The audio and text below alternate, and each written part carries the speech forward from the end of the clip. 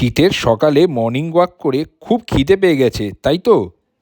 চলুন আজকের ব্লগে আপনাদের কলকাতার কিছু পুরনো ঐতিহ্যময় ব্রেকফাস্ট স্পটে নিয়ে যাই।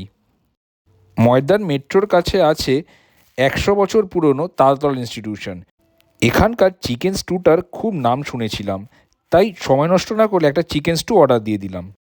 এখানে ব্রেড বাটার, ডিম টোস্ট, ঘুগনি ইত্যাদি আরও অনেক কিছু পাওয়া যায়।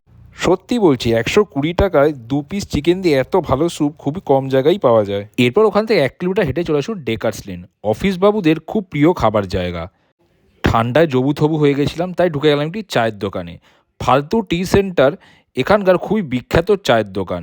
এখানকার ফেমাস আইটেম হলো চা আর কাজু মালাই টোস্ট। কাজু বাদাম থেকে থেতো করে একটি পেস্ট বানিয়ে সেটা মালাইয়ের সাথে মিক্স করে রুটির ওপর দেওয়া হয় এবং তার উপরে হালকা চিনি দেওয়া হয়।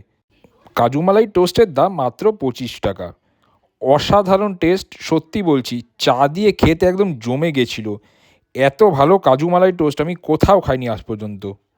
চিকেন স্যুপটা আপনারা চাইলে ফালতু চায়ের পাশের দোকান চিত্তবাবুর দোকান থেকেও ট্রাই করতে পারেন। এরপর চলে আসুন রাইটার্স বিল্ডিংয়ের কাছে কোনার দোকান, যদি পেটে জায়গা থাকে। এই দোকানটির একটি সেপারেট ব্লগ আমার আছে। এখানকার স্যান্ডউইচ, চা, মালাই টোস্ট খুবই বিখ্যাত। বিবিডিবাগ স্টেশনের খুব কাছে এই দোকানটি।